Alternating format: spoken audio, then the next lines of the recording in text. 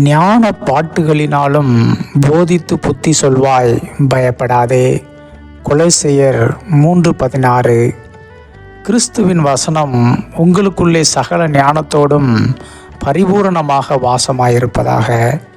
சங்கீதங்களினாலும் கீர்த்தனைகளினாலும் ஞான பாட்டுகளினாலும் ஒருவருக்கொருவர் போதித்து புத்தி சொல்லிக்கொண்டு உங்கள் இருதயத்திலே கர்த்தரை பக்தியுடன் பாடுங்கள். பாடல்கள் இந்த உலகத்தில் ஏராளமாக உள்ளன. தினந்தோறும் பாடல்களை பாடுகிறவர்களும் ஏராளமாக உள்ளனர். ஆனால் இந்த வசனம் சொல்வது போல பாடுகிறவர்களும் பாடல்களும் இருக்கிறதா என்றால் கொஞ்சம் சந்தேகமாகத்தான் உள்ளது. பாடல்கள் பாடப்படுவதற்கு முன்பாக கிறிஸ்துவின் வசனம் உங்களுக்குள்ளே சகல ஞானத்தோடும் பரிபூர்ணமாக வாசமாயிருப்பதாக என்று சொல்லப்படுகிறது. பாடல்களுக்கு ஆதாரமாக கிறிஸ்துவின் வார்த்தை இருக்க வேண்டும் என்று சொல்லப்படுகிறது. கிறிஸ்துவின் வார்த்தையை விட்டு தூரம் போன ஏராளமான பாடல்கள் தோன்றிவிட்டன. சங்கீதங்களினாலும் கீர்த்தனைகளினாலும் ஞான பாட்டுகளினாலும் ஒருவருக்கொருவர் போதித்து புத்தி சொல்லவும் இந்த வசனம் வலியுறுத்துகிறது. சுவிசேஷம் அறிவிப்பதன் மூலமாக மட்டுமல்ல, பாடல்களினாலும் புத்தி சொல்லும்படி கேட்டுக்கொள்ளப்படுகிறது. இதுதான் உண்மையான பாடலாக இருக்கும். சில தேவ மனிதர்கள் இதை சரியாக செய்கிறார்கள்.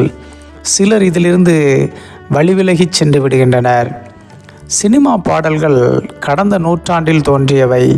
ஆனால் தேவனை துதித்து ஆராதித்து புத்தி சொல்லி பாடப்பட்ட பாடல்கள் 2000 ஆண்டுகளுக்கு முன்பாகவே தோன்றியவை. அவை சாதாரண பாடல்கள் அல்ல, ஞான பாடல்கள். அவை புத்தி சொல்பவையாகவும் ஞானத்தை போதிப்பையாகவும் இருந்திருக்கின்றன. அவற்றுக்குள் கர்த்தருடைய வார்த்தையும் வசனமும் பொதிந்திருக்கிறது. இன்றும் நமது மத்தியில் வெறுமன வசனங்களை கொண்டு மட்டும் பாடல்களை ஏற்றி பாடி நம்மை எல்லாம் விடுதலைக்குள்ளும் இரட்சிப்புக்குள்ளும் வழிநடத்துகிற இந்தியாவின் சங்கீதக்காரனாகிய ஃபாதர் பெர்க்மான்ஸ் அவர்கள் இருக்கிறார்கள். அநேக நேரங்களில் அவருடைய பாடல்கள் எனக்கு விடுதலையை கொடுத்திருக்கின்றன. மனம் தடுமாறிய நேரங்களில் எல்லாம் ஒரு நேர் வழியை காண்பித்திருக்கின்றன. இதுபோல தேவ மனிதர்கள் உண்மையிலேயே எழும்ப வேண்டும். லட்சக்கணக்கான மக்கள் கர்த்தருடைய வார்த்தைகளை பாட்டாக பாடி மாபெரும் விடுதலையை தேசத்திலே உண்டாக்க வேண்டும். கர்த்தருடைய வார்த்தையாலும் வசனத்தாலும் தேசம் ஆசீர்வதிக்கப்பட வேண்டும். இதனால் நாம் மகிழ்ந்திருப்போம்.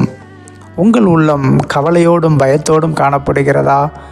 கர்த்தருடைய வசனங்களை பாடலாக பாடி மகிழுங்கள். உங்கள் உள்ளத்தில் இருக்கும் கவலைகள் எல்லாம் மறைந்து ஒரு விடுதலை உண்டாகும். சந்தோஷத்தையும் சமாதானத்தையும் காண்பீர்கள். பயப்படாதிருங்கள். ஆமென்.